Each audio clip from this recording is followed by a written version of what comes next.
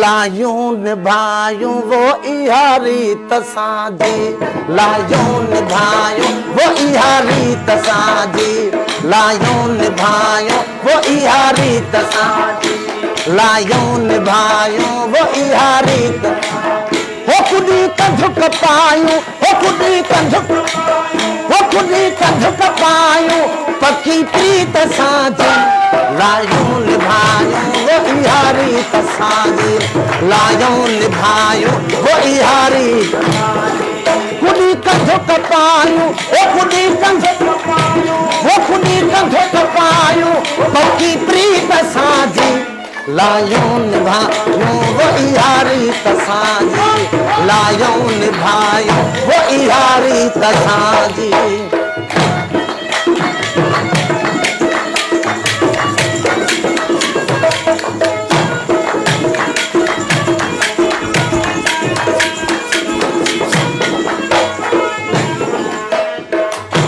इहो न्याज़ निवड़त असांजी इबादत, इहो न्याज़ निवड़त असांजी इबादत, इहो न्याज़ निवड़त असांजी इबादत।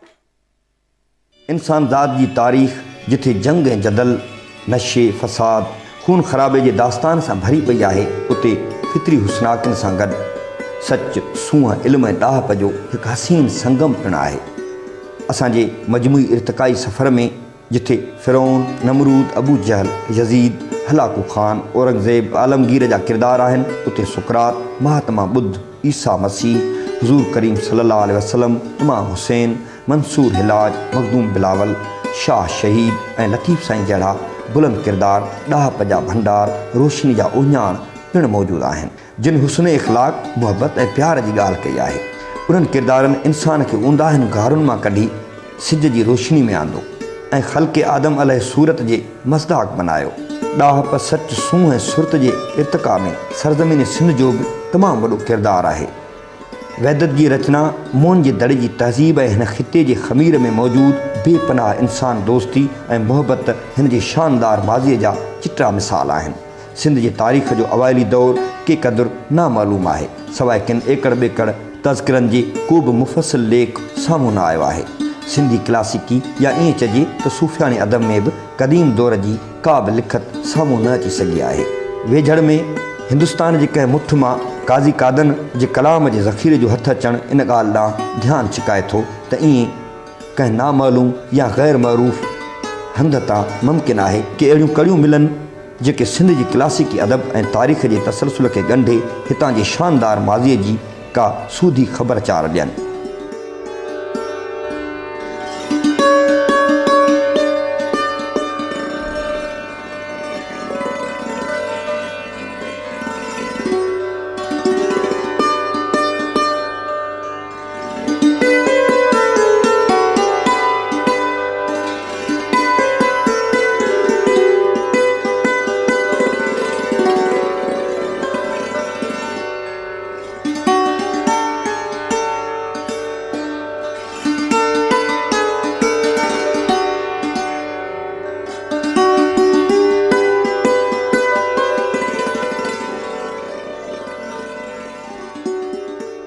मौजूदा दौर में साह खणंदड़ अहिड़नि किरदारनि मां असां हिकु अहिड़े किरदार जी ॻाल्हि कंदासीं जेके या त लिखत में न आया आहिनि या आम तौरु बहस हेठि नथा अचनि, पर उहे हिन तहज़ीब जा वाली वारस आहिनि ऐं हितां जे अज़ीम सूफ़ी रवायतुनि जा अमीन आहिनि।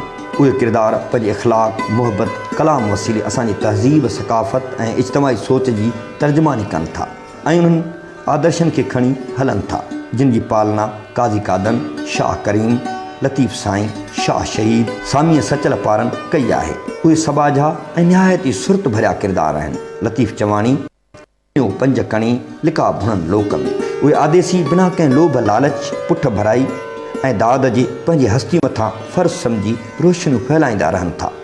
मज़हबी नफ़रतुनि, बुनियाद परस्त, तंग नज़र ख़्यालनि खां बेज़ार साञावंद वजूदनि मां असां अॼु हिकु आहे।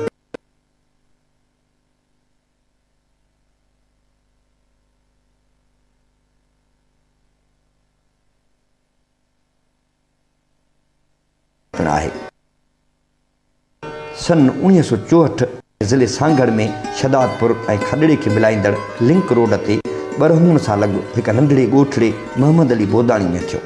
मांझी फ़क़ीर हिकु मिसकीन पोरियत दुरमहमद बोदाणी जे 5 पुटनि में 3 नंबर आहे, जंहिं हिन गुमनाम पोरियत जो नाम उजारे छॾियो। असुल त हिकिड़ी मांझी जे नाले जो जेको मफ़हूम आहे, मक़सदु आहे, उहो त कुझु ॿियो आहे, पर हाणे असांजो जेको असुल नालो आहे सो ई मांझी आहे।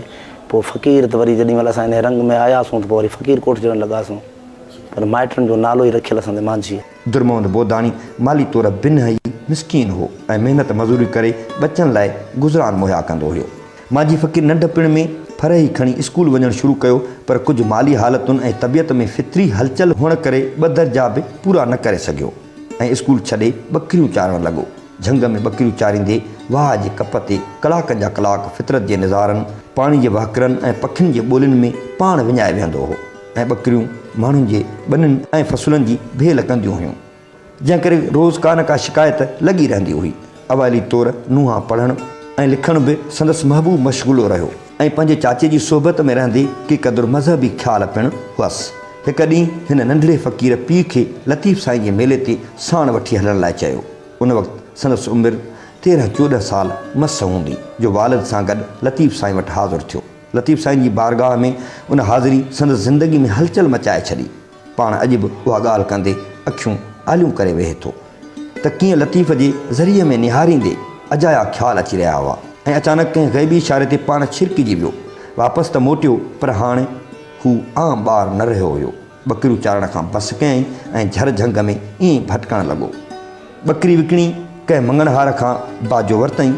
बहादुर फ़क़ीर लिगारी शदादपुर जे मेले तां यकतारो वरितईं। हाणे नुंहुं लिखणु पढ़णु छॾे सूफ़ियाना ॿोल चवणु लॻो ऐं पाण झूंगारींदो रहंदो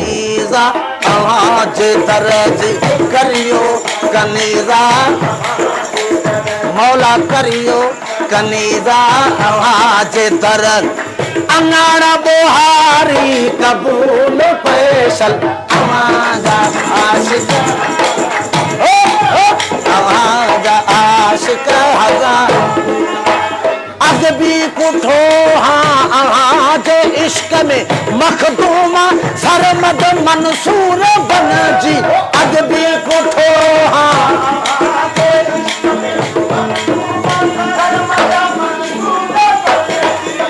भी पुठो हाँ आवाज़ इश्क में मखदूमा सरमद मंसूर बन अजब त आया हजूर हाज़िर अजब त आया वो हजूर हाज़िर हाज़िर अजब त आया हजूर ये कंध कटारी कबूल फैसल आवाज़ आशिक हजार मौला आवाज़ आशिक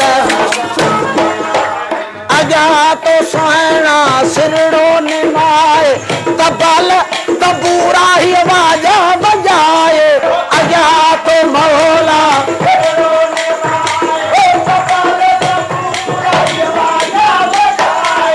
अजा तो सुहिणा सिरड़ो निमाए तबल तबूरा ही आवाज़ बजाए नची कुॾी थो माझी ॿुधाए नची कुॾी थो माझी ॿुधाए वो नची कुॾी थो माझी हीअ कलाम कचारी कबूल फैसल आवाज़ आशिक हजार मौला आवाज़ आशिक हजार असांजी यारी कबूल असोल खां आया आवाज़ी बारी असोल खां